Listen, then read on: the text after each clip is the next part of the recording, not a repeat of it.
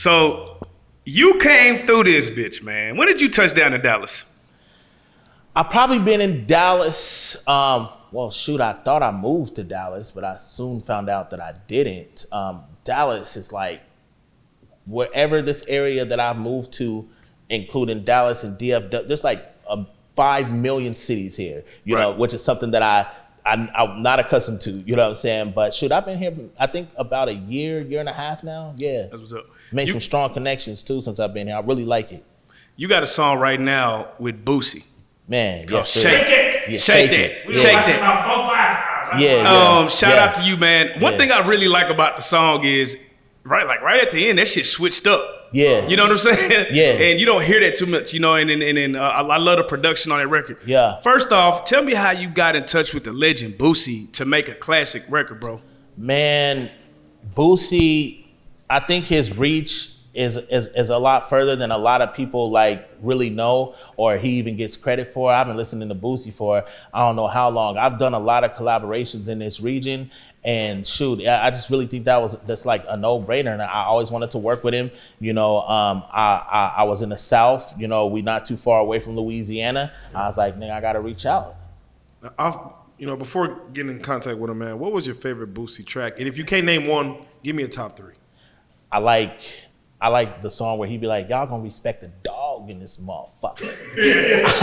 I don't remember the name of that shit, but I listen to that a lot of times. That's in my playlist, that record. And I like the Wipe Me Down shit too. It was just all flashy and swaggy. He just reminds me of like a modern Mac Dre type nigga. You know what I'm saying? Yeah. Independent, getting his money, you know what I'm saying?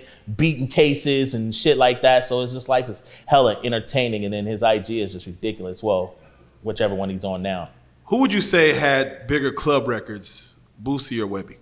Oh, nah, I pass. Hell nah.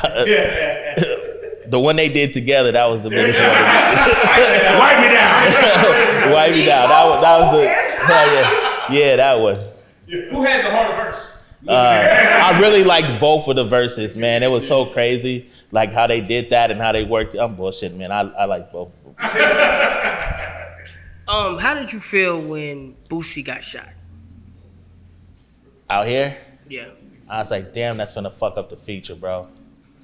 I called my manager like, fuck. Oh, it was around that time? Yeah, it was around that time. I was like, fuck, man. Like, I felt bad. Like, I've had a surgery, so like that type of injury, like you heal from it, but your body don't never be the same again. You know what I'm saying? So I felt for him on a human level, and then a business level, I was like, come on, don't do this shit, not right now, man. Every time I'm finna do the big record, nigga, something happens. So nah, man, I felt bad for him, and then I was like, fuck, it's not in the cards for me. So hold on, look, so I gotta ask now. So when that whole shit was happening, right? Where were you at? Were you in Dallas when it happened, or were I was here. Okay, you was here? Yeah. So, like, did that push the release of the actual project back or the song back? Like, was it supposed to release earlier than it there's released? a whole bunch of shit that goes into that, man. There's a whole bunch of shit that goes into that, man, that I really don't want to touch.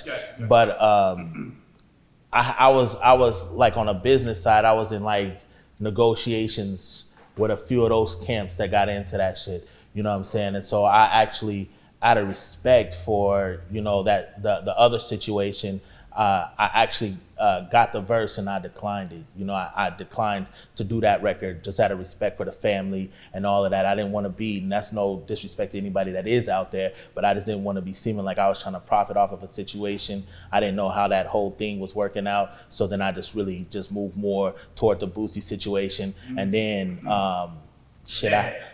I had to go out of town to get the record and all that shit, man. It was crazy. Yeah, it's crazy. So we're gonna exclude Boosie from this whole scenario, right? But let's just say you did a feature with somebody and they did happen to die. Yeah. How soon would you release the song, or would you even release the song after that? Because some people feel like, oh, I'm clout chasing, I don't want to be attached to that, or they might feel like the world needs to hear the music. What side do you play on that? To me, and it's just my own personal opinion, I know that there was a recent death of a very prominent star out here, you know. So, but this is just my outlook on any type of situation. It just really depends how that situation happened. You know what I'm saying? If that situation happened in a way that I feel would cause more hurt or more pain to the immediate family, then I probably will reserve, you know, I understand it's a business, but I would probably reserve doing that record at that time. Me personally, that doesn't reflect anybody else that has, you know, done it differently. But I probably would make sure that, you know, the family was okay with that, and make sure that, you know, the paperwork was right, man. So you say you came to Dallas to get away from LA because of all the... I actually was living in Colorado. My brother is down here. I'm from California. I was living in Colorado, and I was a pretty big local star there. And that's how the whole Friends with Nobody shit happened. I'm trying to stay away from that topic so that, you know, niggas don't spin it. But, you know, me and some niggas fell out. We was real close, you know what I'm saying? As the fame started coming and niggas started rising, you know what I'm saying? I'm a firm believer, man. I always had money, so I don't feel like money changed me, but it definitely changed everybody around. Fame didn't change me. I did some shit I wouldn't usually do, but it definitely changed them niggas. When you can fuck any bitch you want to, you know what I'm saying? When you don't even have to pull her. She trying to get at you, that definitely changes niggas. So you gotta be solid. Yeah. So what I'm saying is, like, you came to Dallas. Yeah. So, you know, with all like Boosie getting shot here, Yeah. you know, Mo3 passing, did you feel any type of way by coming here? Did you, like, how did you feel like you was gonna come here? Did you feel like I'm just gonna kill the music game, or? I knew about the street shit when I came because my manager knew Yellow Beezy's niggas, and I knew that he got shot. You know what I'm saying? And I know that his stuff was pretty hectic. So for me, I'm just steering clear of all of that. You know what I'm saying? None of that really has anything to do with me. So I don't really have nothing to fear about that. I'm gonna do music wherever I go, whether it's in the Philippines or it's in Nigeria, it's in Santo Domingo, you know what I'm saying? I'm gonna do it wherever I go. So I'm gonna just still do me, I guess, to answer that. Man, now you had some very beautiful ladies in the video. Yeah. And Shout out Jinder, man. Shout out Book by Jinder. Shout out. Yeah. Now, usually, you know, you have one or two baddies in the video. You had a whole handful. Yeah. Is it hard to keep your composure when there's that many women around? Well, how are we defining composure? Like, I think there's different levels, you know what I'm saying, of being able to be composed, you know what I'm saying? For me, because I'm talking to you, you articulate very well. You seem like you have a strong sense of composure. Okay. Well, but those were a lot of ladies you had in the video. Yeah, that was bad as fuck. But you know what I'm saying? To me, I think it's kind of lame as fuck too. Like if you try to use, you know, I'm me, baby. You know what I'm saying? You fucking with this or you not. You know what I'm saying? We ain't gonna be discussing that shit, you know what I'm saying, 2 and 3 times. It is what it is. You know what I'm saying? So when models, I think that's one of the reasons why they like to work with me, because that pressure ain't there. You know what I'm saying? Like, I'm not gonna be trying to do all of that. You gonna let me know what's up, you know what I'm saying? Or you not? You gonna get this check and we're gonna keep it moving. You know what I mean? What's the most diva shit you had to say to a female? Like the most deepest shit I had. No, diva shit. Like there's some just cocky ass shit that you had to say this. Like, man, girl, don't see the size 13s, girl. You know what I'm saying? I don't be talking, my nigga. Like, you don't say like I don't be talking, my G. Like, you know what I'm saying? I just look, that nigga point like Malcolm X. That nigga point to the left, point to the room. I don't. I don't be talking. You fucking with this or you not? Because you know what you gonna do when you see me or when I see you. Either you fucking with it or you not. You know what I'm saying? That's just so there ain't gonna be no talking. You know what I'm saying? You let me know what's up or not. That man, I ain't gonna lie. That's the motto. I'm going to every strip club I go in from now on. That's the strip clubs. Fuck them niggas up with that shit. Nigga. I go to the what? Nigga, I go to the strip club and just sit by my motherfucking self. Nigga. Like for nigga. what? Yeah, nigga, I sit over there, nigga, and drink that drink. Don't nobody approach me, then that's what it is. But that don't generally happen because generally she want to be like, you know how girls are like, I'm not sexy.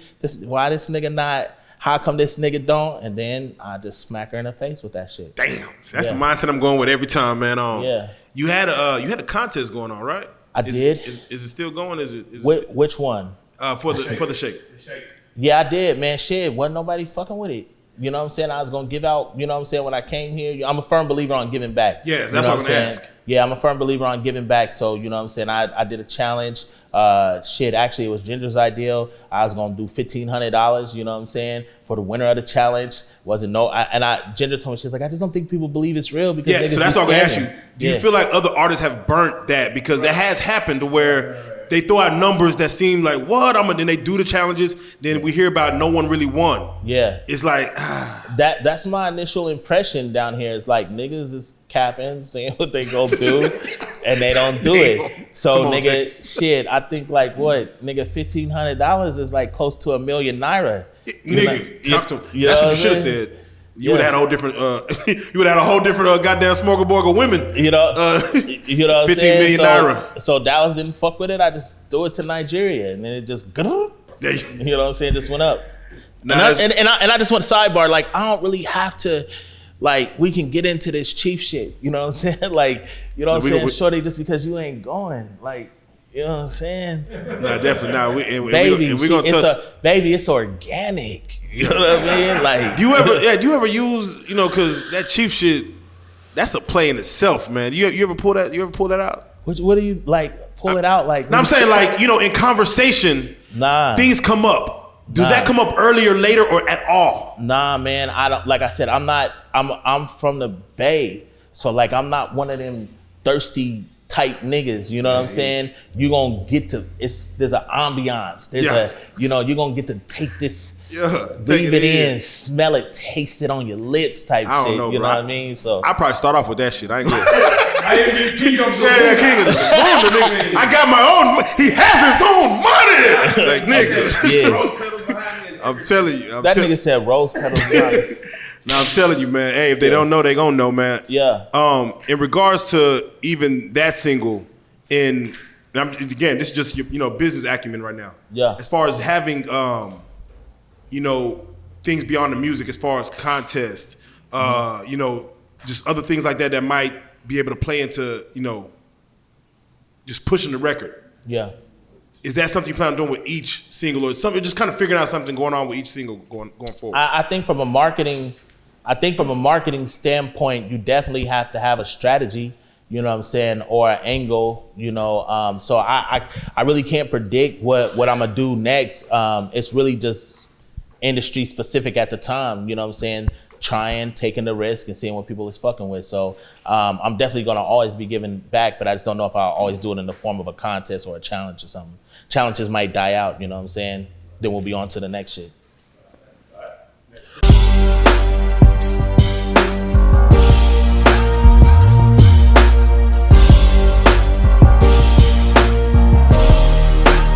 Shout out RealLyfeStreetStarz, nigga.